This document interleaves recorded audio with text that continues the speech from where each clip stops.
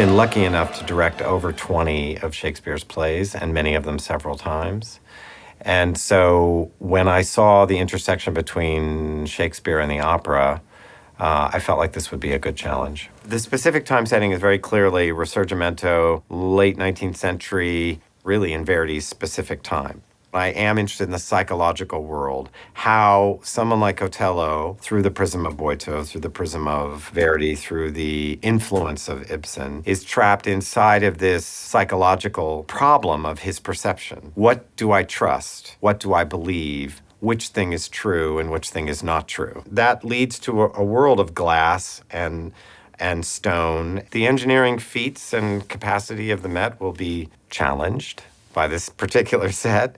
It's a lot of moving sections which interlink and form different kinds of rooms. There are these series of walls, so it has all the epic grandeur that one would expect from a traditionalist who comes to the Met. It feels 19th century. The walls are quite epic, they're quite solid, they're quite large, and they form different spaces in which the piece can happen, and they interlink. But what's interesting is you can go inside the wall or be behind the wall and still be perceived in the piece. And it moves from a very epic opening with this phenomenal chorus to an extremely intimate final scene inside of a bedroom. And it's the progression from the epic space into the intimate space is that this particular design starts with very large walls, and you really experience him arriving on the ship and a level of projection and a lot of people and that great sound.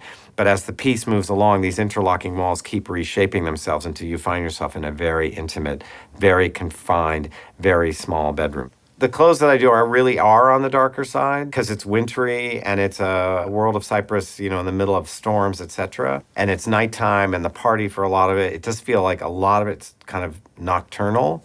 Anytime you do clashes of culture or you deal with questions of race, it's always a question of otherness. It's I'm on one side and you're on the other. I have this color, you have that color. I have this belief, you have that belief. And it's when you're safe inside of your universe, your set of assumptions, and somebody comes into that set of assumptions. It's usually harder for the person who comes into your world because they don't necessarily know how to trust what you say about them. So I think that the influence of pure race, the assumptions of pure race are less the problem of Verdi than they are of Shakespeare. Shakespeare kind of deals with that a bit more concretely. It's a bit more like openly racist text in that sense. Verdi's more concerned about what do I believe and not believe.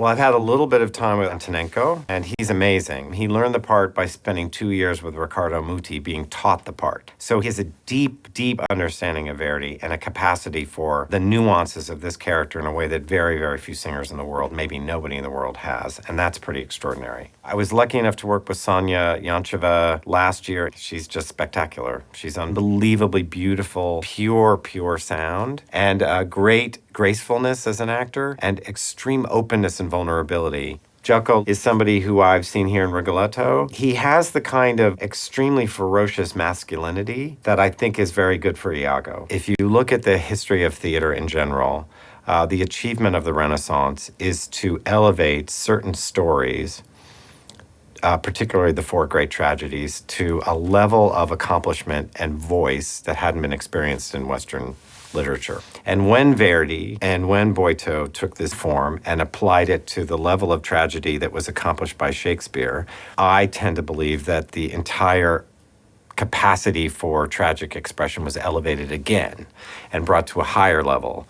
So that in this particular opera, you have something that magnifies Shakespeare even more and has a larger capacity for the dimensions of the tragic character through voice.